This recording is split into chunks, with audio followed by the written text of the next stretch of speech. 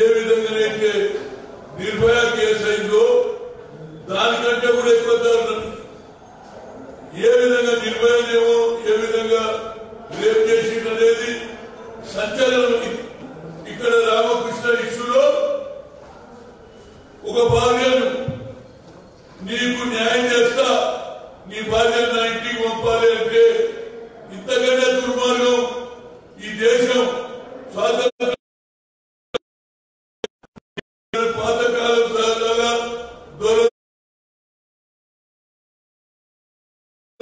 పటేళ్లు ఏ విధంగా ఏది పరివాళ్ళను ఏ విధంగా బెదిరించేవాళ్ళు, ఏ విధంగా వాళ్ళ ఆలోచనలను ఇంప్లిమెంట్ చేసుకునే వాళ్ళు మళ్ళీ అదే రాజ్యం వచ్చిందా అనిపిస్తుందా? ఈనాడు టెక్నికల్ గా ముందు పోతున్నాం, చదువుల ముందు పోతున్నాం, లిటరసీ లేకుండా లిటరసీ ఈనాడు తగ్గించడానికి ఎంతో ప్రయత్నం చేసి లిటరసీని పెంచి అందరూ చదువుకోవాలని ప్రభుత్వాలు ఆలోచన చేసి గతంలో సంజయ్ గాంధీ గారు ఈచ్ వన్ టీచ్ వన్ అనే ఆలోచనను అందరూ ఇంప్లిమెంట్ చేసే సమయంలో ఇవాళ భూ కబ్జాలు చేస్తున్నటువంటి రాఘవేంద్ర నిన్న వారికి ఏం తెలిసింది? ఆయన కేవలం క్రిమినలే, మనుషులను చంపడమే, కేవలం తస్వా చేయడమే, సెటిల్మెంట్ చేయడమే.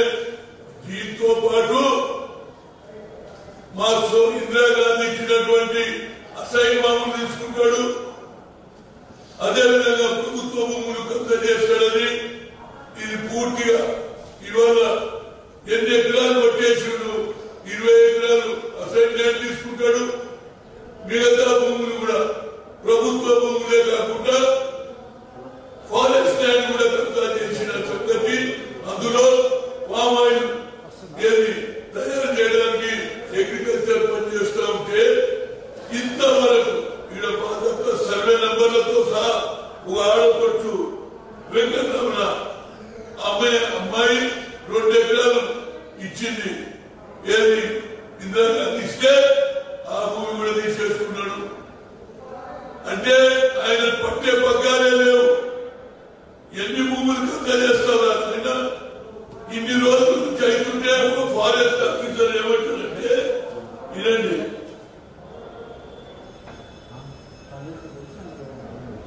బంగాళాలో ప్రభుత్వం పేదలకు ఇచ్చినటువంటి అసైన్ భూములు 20 ఎకరాలు లాగా తీసుకున్నాడు.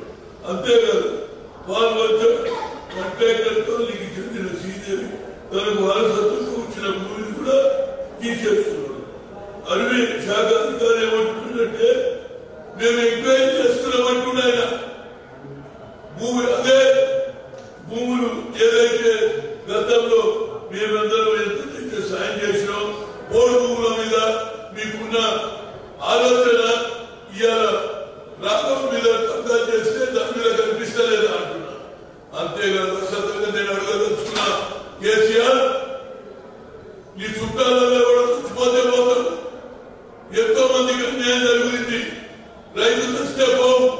ఆఖరికి ఈ కేసులన్నా పాల్పంచకు పోరా బాబు, వాస్తవాలు తెలుస్తాయి. మేము చూడండి, మాతో ఇందిరాగాంధీ కానీ రాజీవ్ గాంధీ కానీ ఆనాడు రాజాను రాజీనామా చేయించినాం. 3D 2Dలో అవినీతి జరిగిందని రైలు పడిపోతే రాజీనామా చేశారు. అదేవిధంగా ఎవరు కెప్టెన్ అమరీందర్ సింగ్ ఆయన కేబినెట్ లో ఒక ఎక్సైజ్ మినిస్టర్ ఉంటే ఆయన మీద ఈ ఎక్సైజ్ మీద ఆరోపణలు వస్తే ఆయన రాజీనామా తీసుకున్నాం. నువ్వు ఇంతవరకు టీఆర్ఎస్ వాళ్ళు కానీ మంత్రి ముఖ్యమంత్రి ఇప్పటిదానికి ఒక మాట మాట్లాడలేదు. ఇవాళ మనమ వెంకటేశ్వరరావు మీద ప్రేమ ఉందని చెప్తే ప్రజలు ఇబ్బంది పడుతూ ఇప్పటిదాకా ఎవరు నిన్నమేందు డీజీపీని కలిసాం. ఇప్పుడు కూడా వస్తున్నాం అప్లికేషన్. కొన్ని దగ్గర అయితే పోలీసు వాళ్ళు కేసు కూడా తీసుకోలేదు, ఇప్పుడు తీసుకుంటున్నారు. కానీ దానికి చింతాల్సింది ఉంటే కేసీఆర్ ఇమీడియట్ గా వర్మ వెంకటేశ్వర రాజీనామా తీసుకుంటే ప్రజలు హర్షిస్తారు. అదే కేసీఆర్ కు నీతి నిజాయితీ మీద న్యాయం ఉన్నది, ముఖ్యంగా మహిళల మీద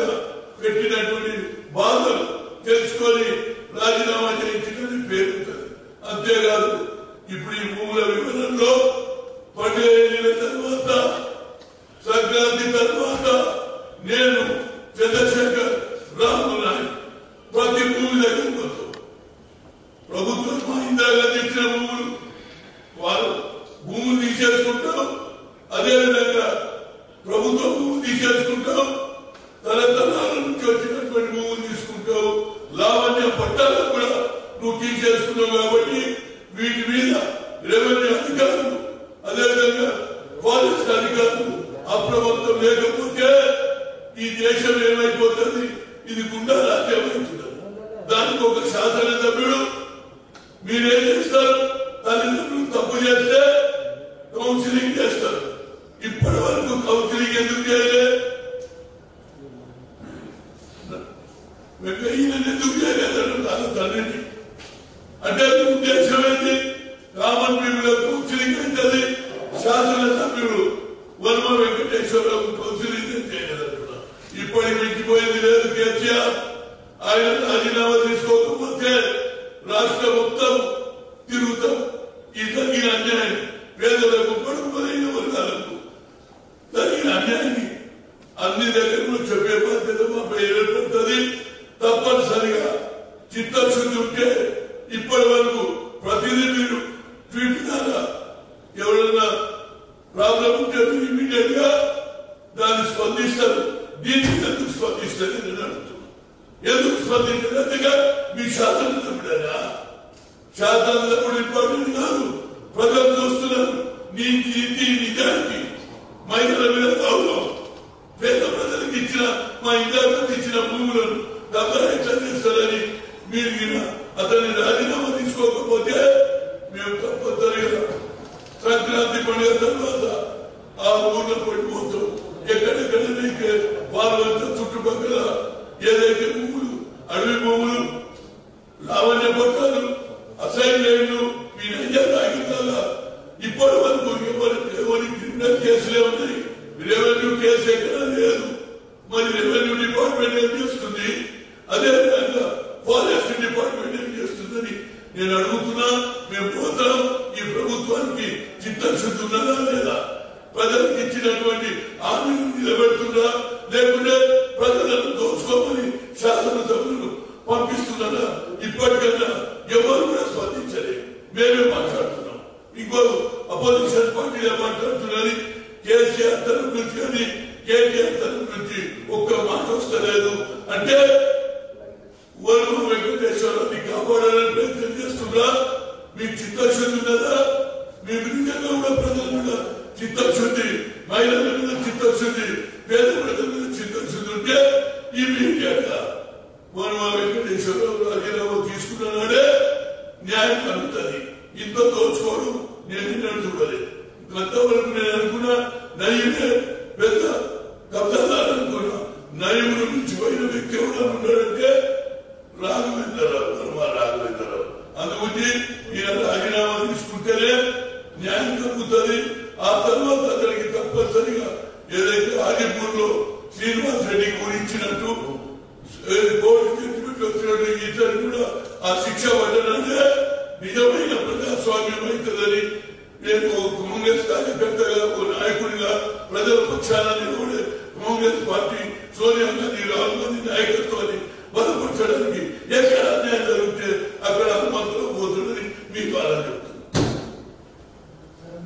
ఓకే,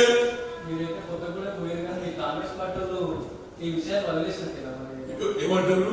మీరైతే పోయొచ్చు కొత్తగూడెం, కానీ వీళ్ళు విషయాన్ని మధ్యనే వదిలేసుకుంటున్నారు. అందరు ఇప్పుడు వస్తున్నారు. ఇన్నటి వరకు ఎవరు అప్లికేషన్ ఇచ్చేందుకు భయపడ్డారు. ఇప్పుడు అందరు కాంగ్రెస్ వాళ్ళు కూడా ఇప్పుడు ఉద్యమంలో పాల్గొంటున్నారు. దాంట్లో ఏం లేదు. No second thought, everybody was one. Raghavendra శిక్ష పడాల్సిందే.